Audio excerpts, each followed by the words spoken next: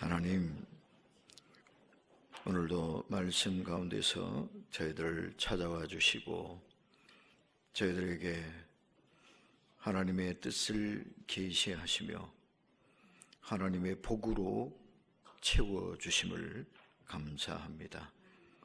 저희 한 사람 한 사람을 성령 하나님 친히 감동하시고 깨우쳐 주심으로 저희를 향한 하나님의 뜻을 잘 깨닫게 하여 주시고 하나님이 원하시고 복 주실 거룩한 하나님의 백성으로 더 잘 다듬어지고 세워질 수 있도록 인도하여 주시옵소서. 종의 입술을 주님의 도구로 사용하셔서 저희 한 사람 한 사람 우리 각 가정을 향하여 주님이 친히 말씀하시며 하나님의 계획하신 거룩한 뜻과 역사를 이루도록 마음껏 사용하여 주시옵소서. 예수님의 이름으로 기도하옵나이다. 아멘. 올해도 시간이 잘 흘러가서 벌써 12월 1일이 되었습니다. 달력이 마지막 한 장만 딱 남은 이런 형편이 됐습니다. 참 시간이 너무 잘 흘러가는 것 같습니다. 그래서 우리 교회는 2019년 회기를 끝내고 이제 오늘부터는 2020년 회기로 들어가게 되었습니다. 한 달 미리 땡겨서 우리는 준비하고 또 시작을 하는 그런 체제입니다. 자, 이 12월이 되면 우리가 생각하는 것이 연말연시다 이런 생각이 맨 먼저 들 테고요. 그리고 12월에는 빼놓을 수 없는 게 뭡니까? 바로 크리스마스입니다.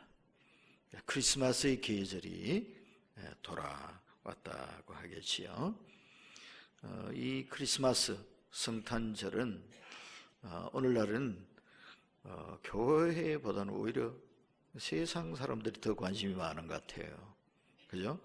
백화점이 막 관심이 많고 예수 안 믿는 사람들이 오히려 더 크리스마스 챙기는 것 같아요. 올 크리스마스는 어떻게 보내지? 크리스마스는 뭐 추억거리를 꼭 남겨야 되는 것처럼 그렇게들 인식이 되어져 있어요. 이 말은 크리스마스의 진정한 의미를 알든지 모르든지 그하고는 별로 상관없이 어쨌든 이 날은 참 의미 있고 중요한 날이다 이런 생각은 하고 있다는 얘기예요. 그러니까 크리스마스 하는 거 아니겠습니까? 자, 그런데 이 크리스마스가 이 온 세계인의 축제가 그냥 우리에게 주어진 것이 아니다라는 것을 기억해야 합니다.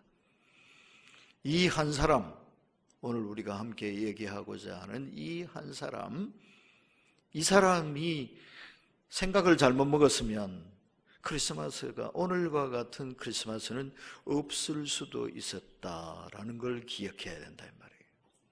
그 사람이 누구냐? 누구 계세요? 마리아죠.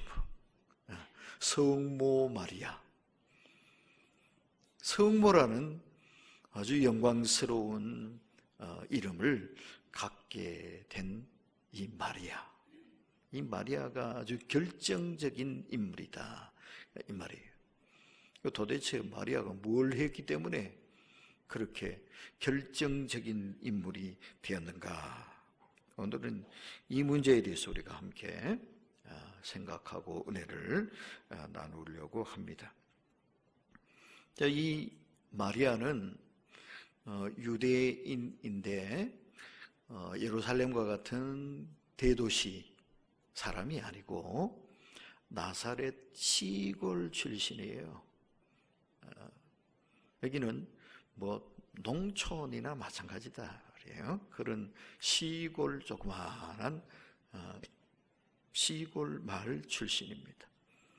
볼품 없는 거죠. 그런데 이 마리아에게 천사가 찾아왔어요. 어떤 천사냐? 천사도 여러 있으니까요. 가브리엘 천사라 그럽니다. 이 가브리엘 천사는 좋은 소식을 전해주는 천사예요. 가브리엘 천사가 마리아를 찾아온 거예요. 그리고는 이렇게 얘기를 했습니다. 28절을 우리 같이 함께 읽어볼게요. 시작. 그에게 들어가 이르되 은혜를 받은 자여 평안할지어다. 주께서 너와 함께 하시도다 하니 이래 되어 있죠. 천사가 대뜸한다는 말이 은혜를 받은 자요 이렇게 얘기를 했습니다. 마리아가 뭘 받았다고요? 은혜를 받았다. 당신은 은혜를 받은 사람입니다 하면서 천사가 이 마리아를 찾아와서 얘기를 했다라는 얘기예요. 그러면서 31절에 보면 보라 내가 잉태하여 아들을 낳으리니 그 이름을 예수라 하라 이렇게 얘기를 해줬어요. 무슨 일이 생긴다고요? 아들을 낳게 된다고요. 에? 아들을 낳게 된다고요. 뭐 여인이 아들을 낳는 거 뭐 그 이상한 일입니까? 대단한 일입니까? 당연한 일이지. 그죠? 별로 이상할 것이 없는 얘기죠. 그런데 문제가 있어요. 이게 마리아가 결혼한 부인이 아니라는 거죠. 그래서 마리아가 이렇게 얘기를 합니다. 34절에 보시면 마리아가 천사에게 말하되 나는 남자를 알지 못하니 어찌 이 일이 있으리까 이렇게 얘기해요. 자기는 아직 약혼은 했지만 결혼은 안 했어요. 결혼도 안 했는데 어떻게 아기를 낳을 수 있습니까? 하는 이런 반문을 하는 겁니다. 자, 근데 이게 이제 문제는 문제인데요.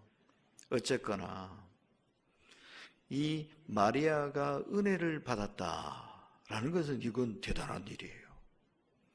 이스라엘 땅에 마리아만한 사람이 없었을까요?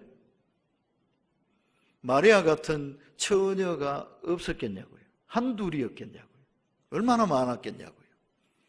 그런데 그 많은 사람, 쟁쟁한 사람, 좋은 집 처녀들도 많았을 거고요. 그죠? 예루살렘에 가면 부잣집 아가씨도 많았을 거고요. 대제사장 집안 딸도 있을 거고요. 대단한 사람들 많을 텐데 그 많은 사람, 쟁쟁한 가문 다 젖혀놓고 이 시골뜨기 마리아를 하나님이 딱 뽑아주셨단 말이에요. 선택해 주셨단 말이에요. 여기서 은혜를 받았다 이 말은 이거예요. 하나님이 선택해 주셨다. 하나님이 뭐 해 주셨다? 선택해 주셨다.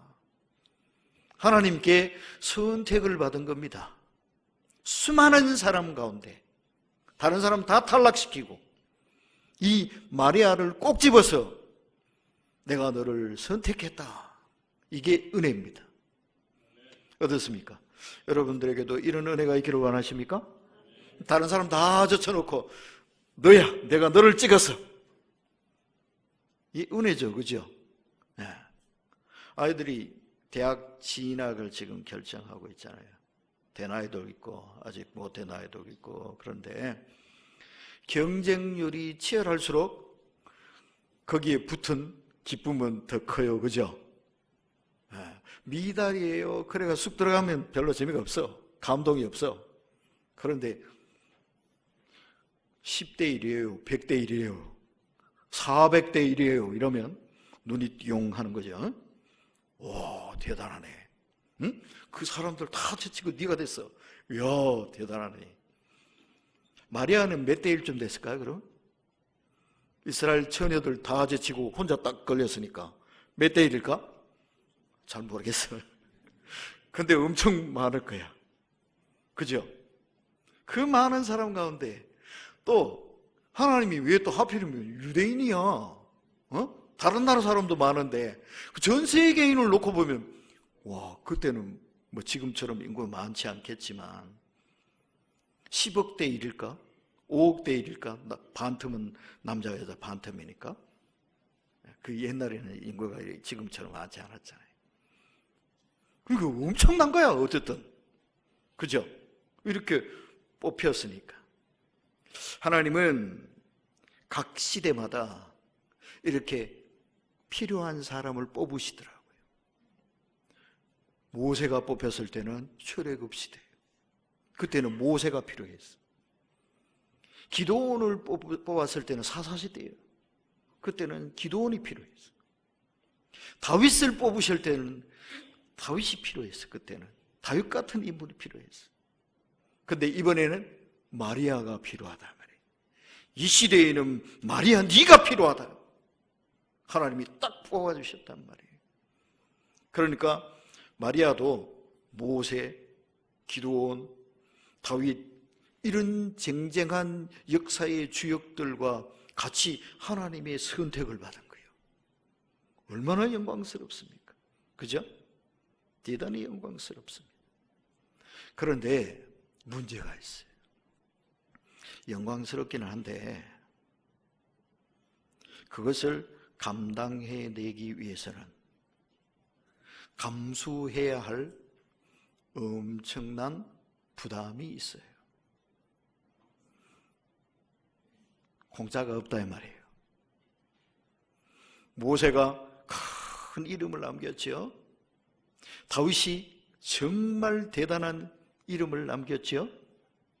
그런데 그렇게 되기까지 이 사람들이 이겨내야 했던 고난들, 감수해야 했던 아픔들, 이게 적지 않았단 말이에요. 그죠? 모세는 애굽 왕궁에 있었으면 아무 문제 없어. 일설에 의하면 모세는 왕위 계승권자였대요. 지금 바로가 죽으면 다음 바로가 될 수도 있는 그런 자리에 있었던 사람이란 말이에요. 그럼 이게 보통 일입니까, 여러분? 가만히 있으면, 자기 자리 잘 지키고 가만히 있으면 다음에 바로가 될 수도 있어. 왕이 될 수도 있어.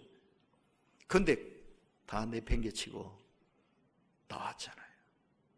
그리고는 40년 동안 미디안 광야에서 죽어 지내야 했어요. 얼마나 손해를 많이 봤습니까? 예? 다윗은 하나님이 뽑아주셨기 때문에 그때부터 뭐가 열렸습니까? 고생길이 열렸잖아. 10년 넘도록 죽을 고생을 했다고요. 하나님이 뽑아주시는 바람에. 그래도 할 수 있겠냐? 이게 문제예요. 하나님이 뽑아주신 것 때문에 죽을 고생길이 열리는데 그래도 할 수 있겠냐? 여러분, 그래도 하실 수 있겠습니까? 이 각오와 결단을 바쳐야 된단 말이에요. 오늘날 이 영광스러운 성탄절 크리스마스는 이 마리아가 어렵지만, 부담스럽지만, 힘들지만, 위험하지만, 하나님이 뽑아서 쓰시기 위해서, 하나님께 쓰임받기 위해서 내가 감당해야 할 몫이라면 기꺼이 하겠습니다. 그래서 이루어진 게 성탄절이에요.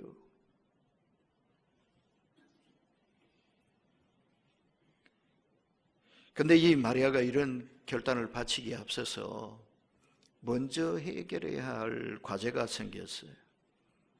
뭐냐 하면 아까 한 말씀이에요. 아까 31절에 보면 보라 내가 잉태하여 아들을 낳으리니 그 이름을 예수라 하라. 이렇게 말씀하신 거예요. 뭐 하게 된다고요? 아들을 낳게 된다고요. 근데 이게 왜 문제예요? 처녀이기 때문에 문제예요. 처녀가 혼자서 아들 낳을 수 있습니까? 있어요? 없지. 이게 의학적으로, 생리학적으로, 과학적으로, 이론적으로, 논리적으로 아무리 얘기를 해봐도, 아무리 따져봐도 얘기가 안 되잖아요. 말이 안 되잖아요. 그럼에도 불구하고 처녀가 아기를 가졌다. 그럼 어떻게 됐다는 거예요? 썸씽이 있었다는 거지. 그죠? 결혼 안 했는데 아기를 가졌으면 어떻게 된 거야? 속도 변한 거지. 사고 친 거지 뭐. 볼 것도 없지 뭘. 그걸 뭘 따지고 뭐 할 게 뭐 있어. 처녀가 아기를 가졌으면 사고 친 거지. 결혼도 안 하고. 그거밖에 더 있어요? 생각할 수 있는 게 그거밖에 더 없잖아. 근데 마리아는 자기는 그럴 이유가 없거든. 그런데도 불구하고 아기가 생긴데 이게 말이 되는 노릇이냐고. 어? 근데 오늘날은 과학의 발달로 참 이상한 것들이 증명되어지고 있어요. 남자, 여자 관계 없이도 사람이 만들어질 수 있겠어. 뭐 하면 돼요? 체세포 복제하면 되겠더라고. 에? 그죠? 양도 둘리양 복제됐잖아. 실험실에서 태어났잖아. 교배해서 낳은 게 아니라. 그죠? 그러니까 지금은 이제 과학적으로 그런 발전의 단계까지 갔기 때문에 그런 일도 있을 수 있겠네 하겠지만 이 옛날에는 그런 것도 없지 뭐. 말이 안 되는 거지 뭐. 그 말도 안 되는 소리 하지 마세요. 뭐 그런 게 어디 있어요. 이 마리아가 이 말을 이해할 수도 없고 받아들일 수도 없었단 말이에요. 택도 안 되는 소리잖아요. 이것은 오늘날 우리가 신앙생활을 하려고 하는데도 그래요. 우리가 주일마다 아까도 했죠. 사도신경 신앙 고백했잖아요. 성령으로 잉태되어 동정녀 마리아에게서 나시고. 우리는 생각 없이 그냥 줄 외우죠. 그죠? 근데 이게 진짜냐? 따져봐야지. 이거 믿을 수 있냐? 따져봐야지. 이거 못 믿으면 어떻게 해요? 진도가 못 나가는 거예요. 예수님이 성령으로 잉태되어서 마리아에게서 태어나셨다. 이 예수님은 아버지가 요셉이라고 하지만 사실은 요셉의 씨앗이 아니다. 요셉 아들 아니에요. 성령님이 하셨다. 이거 믿을 수 있어요. 우리가 주일마다 사도신경으로 신앙 고백하는 내용이 이거예요. 우리가 믿는 예수님은 마리아에게서 나셨는데 그러나 요셉과 마리아 사이에서 태어나신 분이 아니라 성령으로 잉태되신 분이자 우리가 이것을 믿습니다. 이렇게 고백하고 있단 말이에요. 그거 생각하시고 고백하셨어요? 그 생각도 없이 하신 거예요? 이 고백이 없으면, 이 믿음이 없으면 예수 못 믿는 거예요, 여러분. 마리아도 예수님 못 가지는 거예요. 이 믿음이 안 생기면. 근데 마리아는 이 천사를 통해 들려주시는 하나님의 말씀을 믿었단 말이에요.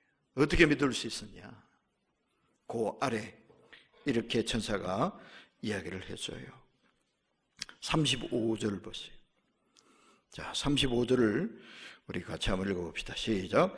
천사가 대답하여 이르되 성령이 내게 임하시고 지극히 높으신 이의 능력이 너를 덮으시리니 이름으로 나실 바 거룩한 이는 하나님의 아들이라 일컬어지리라. 이거는 사람이 하는 게 아니라 인간의 능력으로 하는 게 아니라 네가 이해해야 될 일이 아니라 하나님이 하시는 거야. 성령께서 하시는 거야. 그리고 이어서 37절 보십시오. 37절 다 같이 한번 읽어봅시다. 시작. 대저 하나님의 모든 말씀은 능하지 못하심이 없느니라. 아멘. 큰 소리로 아멘. 마리아는 이 말씀을 믿었어요. 아멘. 예. 제 머리로는 이해가 잘 안 되는데요. 과학적으로 증명할 수는 없지만 하나님이 하신다면 믿겠습니다. 전능하신 하나님이 이루신다면 제가 믿겠습니다. 아멘 했단 말이에요. 이 믿음이 성탄절을 가능케 했다. 우리에게도 하나님에 대한 절대적인 신뢰, 믿음이 있어야만 성탄절의 축복을 우리 것으로 삼을 수가 있는 겁니다. 이 믿음이 없다면 여기에 나와 앉아있을 의미도 없어요. 이걸 못 믿는데 뭘 믿는 사람입니까? 뭘 예배한다고 그럽니까? 뭘 믿습니까 도대체? 내가 이해할 수 있는 것만 믿습니까? 내가 설득될 수 있는 것만 믿습니까? 그럼 여러분, 성경에 믿을 게 별로 없어요. 우리는 우리가 이해되기 때문에 뭘 하는 것이 아니고, 과학적으로 설명이 되기 때문에, 증명이 되기 때문에 뭘 하는 것이 아니라 하나님께 대한 믿음을 가지고 나아갑니다. 믿으면 이해가 됩니다. 믿음이 먼저라 이 말이에요. 믿고 나면 동정녀 탄생도 이해가 돼요. 믿고 나면 예수님이 하나님의 아들이시라는 것이 이해가 돼요. 믿고 나면 돌아가셨다가 사흘 만에 다시 부활하셨다는 것도 깨달아져요. 얼마든지 그게 의심될 이유가 없어요. 그런데 과학적으로 설명해 주세요. 증명해 주세요. 내가 이해가 되게 나를 가르쳐 주세요. 깨우쳐 주세요. 아무것도 못 믿어요. 믿음이 톤톤만치도 생길 수가 없어요. 그래서 순서가 중요합니다. 믿음이 먼저입니다. 믿으면 이해도 되고, 믿으면 안 될 것도 없고, 믿으면 하나님의 능력이 임하고, 믿으면 하나님의 기적을 보고 하나님의 역사 안에 거할 수가 있게 된다 이 말이에요. 그래서 여러분, 이 믿음을 가지셔야 합니다. 자, 그런데 하나님을 믿었어요. 하나님이 하신다니까. 700년 전에, 예수님 태어나시기 700년 전에 이미 그대로 예언이 돼 있어요. 이사야 7장 14절에서 이사야가 예언했잖아요. 보라, 처녀가 잉태하여 아들을 낳을 것이요 그 이름이 임마누엘이라 하리라. 이미 700년 전에 예언이 됐잖아요. 그래서 하나님이 예언하신 대로 하신다니 제가 믿겠습니다. 거기까지는 좋아요. 근데 문제는 마리아가 배가 불러오기 시작해. 이제 무슨 일이 생길까요? 결혼도 안 했는데 마리아가 배가 불렀다? 제일 먼저 문제가 생기는 것은 뭘까요? 약혼자. 요셉이 낌새를 딱 알았죠. 내 약혼자가 이상하네? 몸이 이상해졌네? 그러면 마리아가 요셉, 이건 말이야 성령님이 하신 거야. 오해하지 마. 그러면 요셉이 믿어줄까요? 그 말이 이해될 수 있을까요? 부모님, 이건 제가요 엉뚱한 짓 한 게 아니고요 성령님이 하신 거예요. 제발 저를 믿어주세요. 부모님들이 믿어줄 수 있을까요? 이게 문제예요. 나는 믿었는데, 나는 하기로 했는데, 근데 문제는 사람들이 못 믿는다는 거예요. 자기도 처음에는 못 믿었잖아. 못 믿는 게 당연한 거잖아. 그러니 틀림없이 뭐가 돌아올 거예요? 손가락질이 돌아와. 뒤에서 사람들이 수근수근해. 저 속도 왜 이랬대? 이야, 마리아 저 얌전한 줄 알았더니만은 아니네. 아이고야, 너무해. 정말 너무해. 깜빡 속았잖아 저거. 그러면서 막 손가락질할 거 아니야. 에? 이 조그만 시골 마을에서 놔들고 살 수 있겠어요? 그거? 대도시에서는 익명성이 있어서 숨어 지낼 수 있어. 뭐 이웃 사람도 잘 모르니까. 근데 시골은 안 그래. 다 알잖아. 저거 어떻게 견딜 수 있겠어요? 이걸 어떻게 견뎌요? 마리아가 이 일을 제가 하나님이 하시는 일에 제가 순종하겠습니다. 자, 그 말씀이 38절에 나와 있잖아요. 자, 38절을 같이 한번 읽어봅시다. 시작. 마리아가 이르되 주의 여종이오니 말씀대로 내게 이루어지이다 하며 천사가 떠나가니라. 아멘. 마리아가 자기를 뭐라고 불렀어요?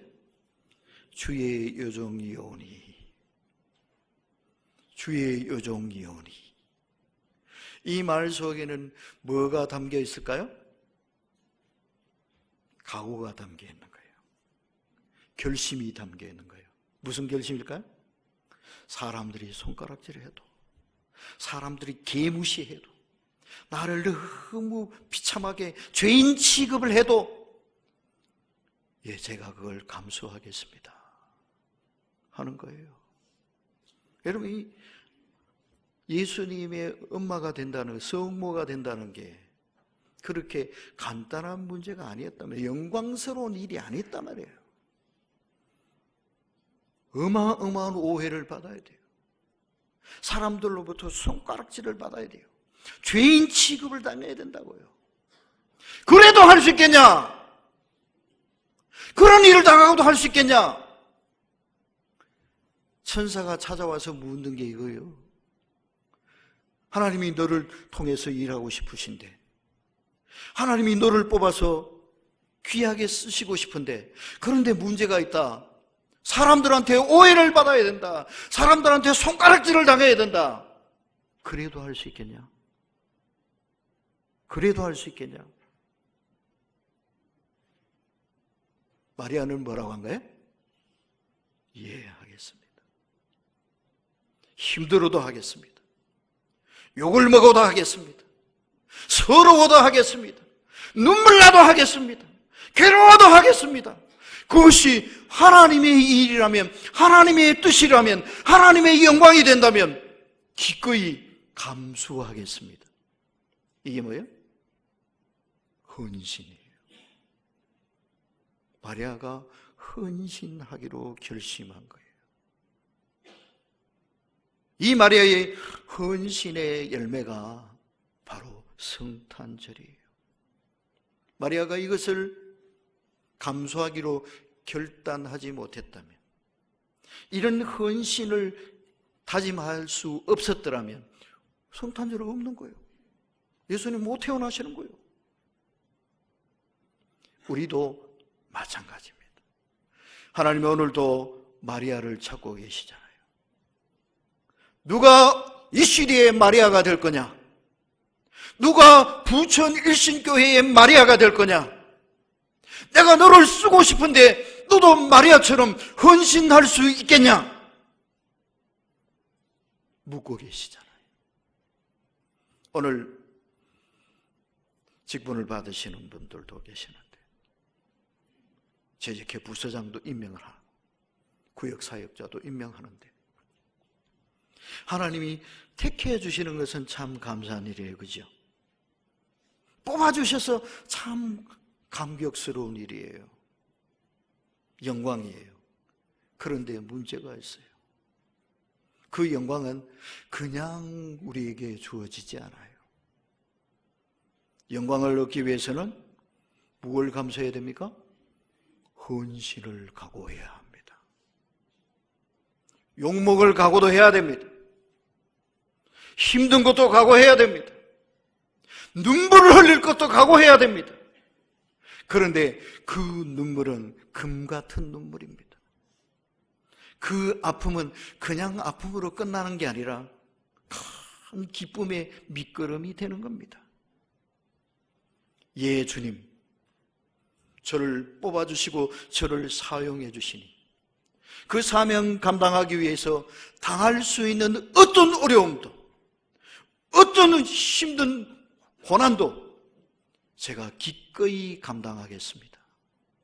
그런 마리아와 같은 결단으로, 마리아의 헌신으로 우리 함께 주님이 뽑아주시고 맡겨주시는 사명의 자리를 잘 지키도록 하십시다. 기도하겠습니다. 하나님, 마리아처럼 저희도 겸손히 하나님의 사명, 하나님의 선택 앞에 무릎을 꿇습니다. 마리아가 이 성모가 되기 위한 성탄절을 있게 하기 위한 거룩한 결단과 헌신을 바쳤듯이 우리도 하나님이 주신 저마다의 사명 앞에 마리아와 같은 헌신으로 설 수 있도록 도와주시옵소서. 예수님의 이름으로 기도하옵나이다. 아멘.